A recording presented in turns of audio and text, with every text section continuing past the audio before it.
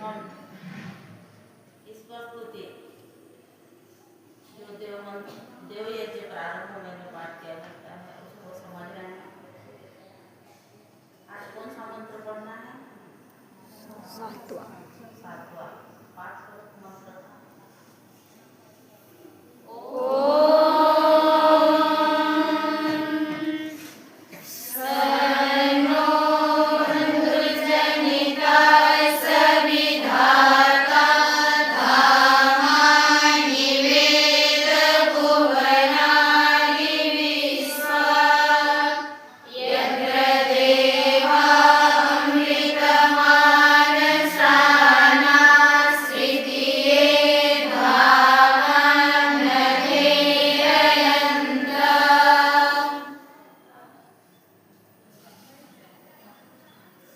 मंत्र में क्या कहा गया है? सर्व बंधु जनिता, वह परमपिता परमात्मा बंधु है, जनिता जन्म देने वाले पिता के सदृश है। विधाता, विधाता माने कर्म फल को देने वाला विधाता। कर्म फल प्रदाता को क्या कहा जाता है? विधाता।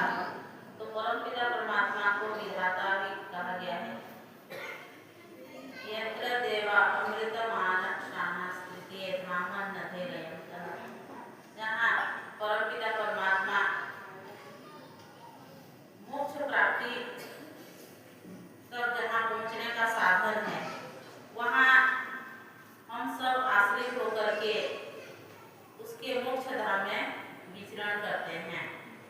तो सर्वप्रथम यहाँ मंत्र में शब्द आया है बंधु। परमपिता परमात्मा को बंधु भी कहा गया है। वह सखा की तरह हमारा सहायक होता है। जब हम घोर विपत्ति में पड़ते हैं तो हमारा सच्चा मित्र कौन है, उससे उसकी परीक्षा हो जाती है। जब व्यक्ति मृत्यु को प्राप्त होता है, कोई किसी का साथ नहीं देता। माता पिता भाई बंधु और जितने भी सगे संबंधी हैं केवल शमशान तक जाते हैं और फिर वापस लौट कर आ जाते हैं, किंतु परमपिता परमात्मा जो है उस समय भी हमारा सहायक होता है। तो इसीलिए ईश्वर को क्या कहा गया है? बंधु। एक बार महात्मा आनंद स्वामी कैलाश यात्रा पर गए हुए थे। जब वे लौट रहे थे तो कहते हैं कि उनकी टांगें टूट गई। उनकी टांग टूट गई तो फिर वे चल नहीं सकते।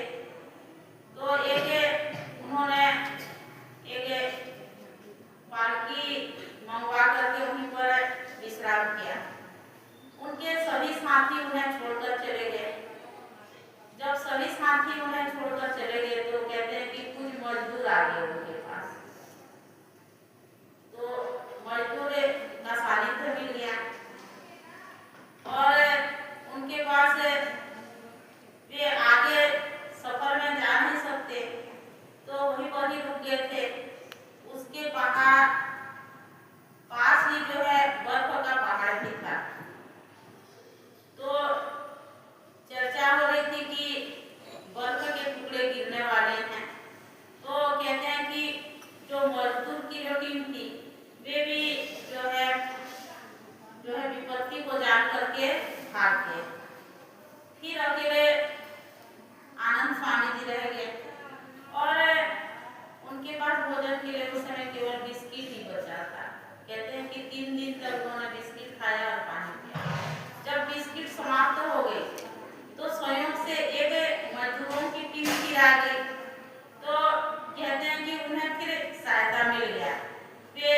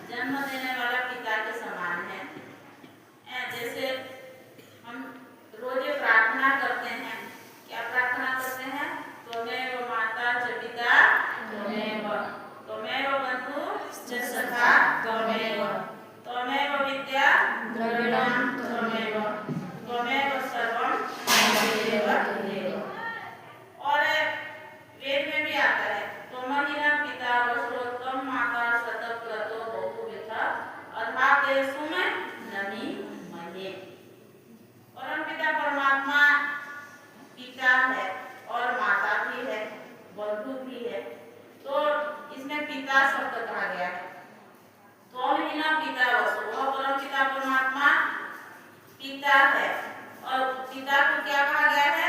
वसु। वसु अर्थात बसाने वाला। जिस प्रकार पिता हमारा जन्मदाता होने के कारण वह हमें हर तरह से प्रसन्न रखने के लिए, सुखी रखने के लिए घोर परिश्रम करता है और जो है मृत्यु के पश्चात भी हम जो है पिता के उत्तराधिकारी होते हैं। उसके जो है समस्त संपत्ति के, जमीन के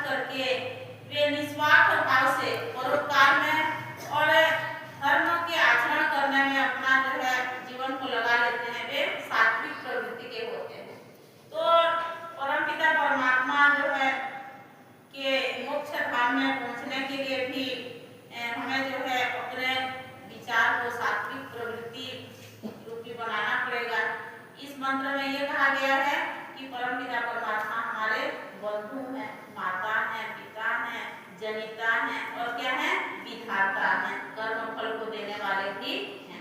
तो इस परमपिता परमात्मा को जान करके समझ करके हमें जो है तन मन धन से उनकी जो है अपना अंतरात्मा से क्या करनी चाहिए, भक्ति करनी चाहिए। प्राय लोगों में देखा जाता है बहुत थोड़े ही लोग मिलेंगे जो ईश्वर की जो है अंतरात्मा से सच्चे मन से जो भक्ति करने वाले दुनिया में बहुत कम मिलते हैं। लोग कहते हैं कि हमें कभी कभी अवसर मिलता है, घर में इतना काम है तो ईश्वर को या फिर उपासना करने के लिए समय ही नहीं रहता, तो जो है लोगों में ये रहता है। किंतु जो सच्चे मन से भक्ति करते हैं परमपिता परमात्मा की, उसकी पुकार निश्चय ही सुनते हैं और वे कोई साथ न दे चाहे न दे, जीवन में परमपिता परमात्मा का उससे क्या मिलता है, सहयोग मिलता है। वे उसकी रक्षा